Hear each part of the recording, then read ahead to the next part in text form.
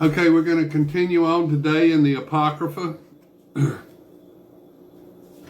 This is the book of Tobit, chapter 11, verse 12.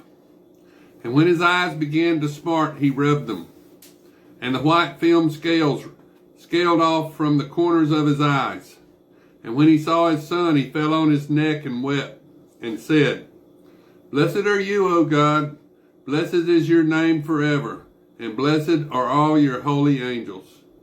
For though you have flogged me, you have had mercy on me.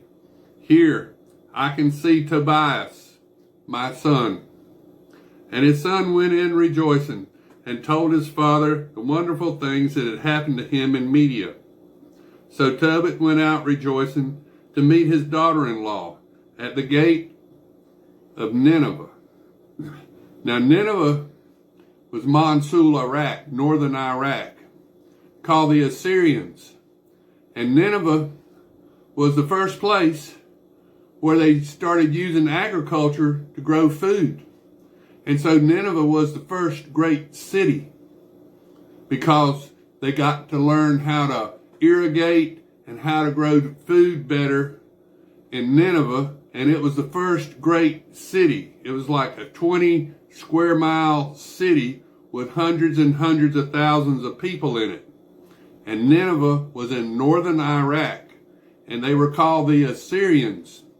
And they worshiped Dagon, the fish god. And they took God's little children and they threw them into Dagon's altar fire.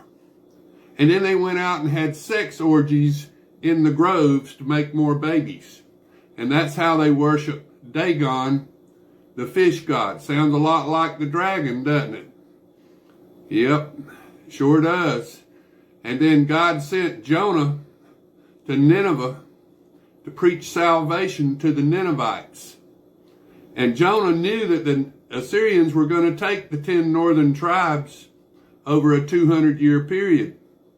And so Jonah went in the opposite direction, and God sent a great storm, and they kicked Jonah overboard, and the great fish swallowed Jonah and spit him out after 3 days right there on the beach where the Ninevites could see him.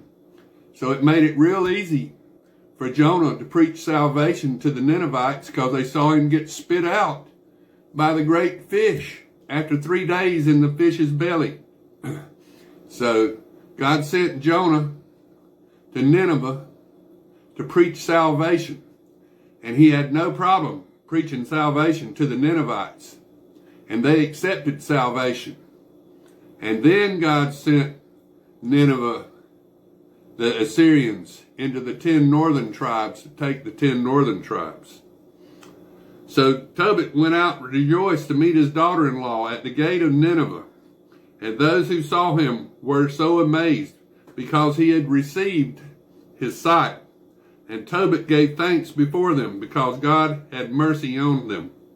And when Tobit came up to Sarah, his daughter-in-law, he blessed her, saying, Welcome, daughter. Blessed is God who has brought you to us, and blessed are your father and your mother. And there was rejoicing among all his brothers in Nineveh. And Achor and Nabas, his nephew, came. And Tobias' marriage feast was held for 7 days with great gladness. And then Tobit called to his son Tobias and said to him, My child, see that the wages of the man who went with you, for he must give him more. And he said to him, Father, I can afford to give him half of what I brought back. For he has brought back to you safe and sound. And he cured my wife. And he brought me the money. And besides, he has cured you. And the old man said, It is due him. And they called the angel and said to him, Accept half of all that you brought back. Then he called them both and said to them in private, Bless God and give thanks to him. Ascribe majesty to him. And before all the living acknowledge how he has dealt with you. It is a good thing to bless God and to exalt his holy name, declaring God's works and doing them honor. So do not be slow to give him thanks. It is wise to keep a king's secret, but the works of God should be glorified and revealed. Do good, and evil will not overtake you. Prayer is good if accompanied with fasting, charity, and uprightness. A little with uprightness is better than much with wickedness. It is better to give to charity than to lay up gold. For charity will save a man from death, and it will expiate any sin. Those who give to charity and act uprightly will have their life full of life.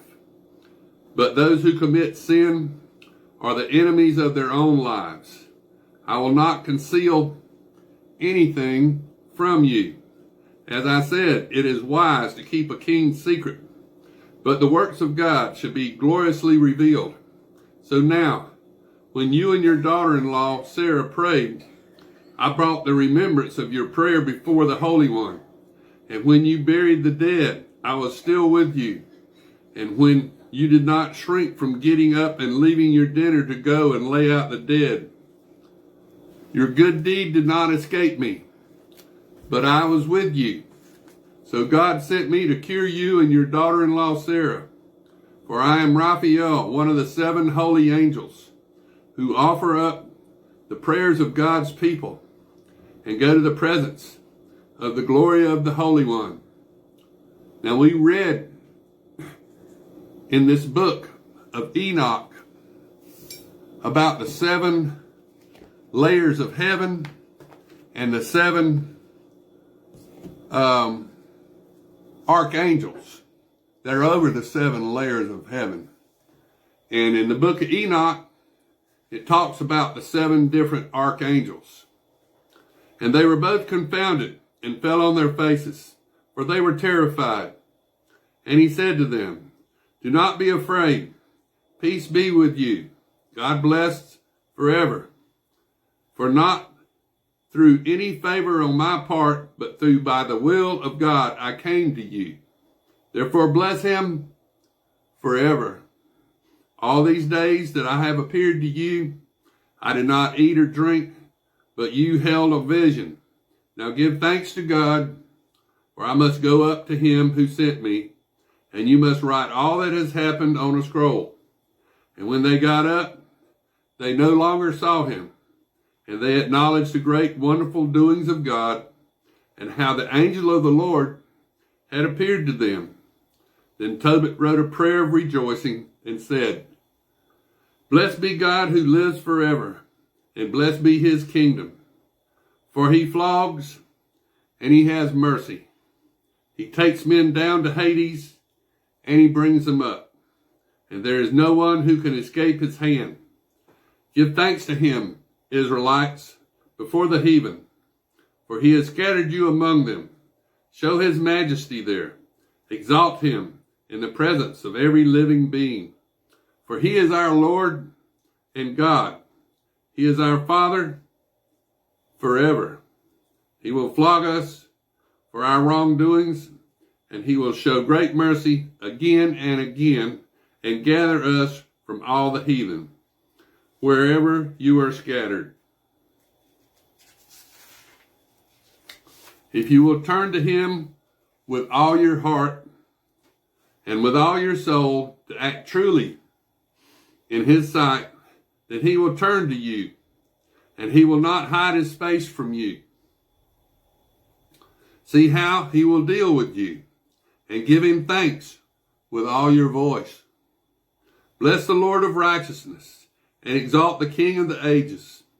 In the land of my captivity, I give him thanks, and I show him mighty and his majesty to a nation of sinners. Turn to him, you sinners, and do what is right in his sight. Who knows what he will be pleased with you and show you mercy. I exalt my God. My soul exalts the King of heaven and exults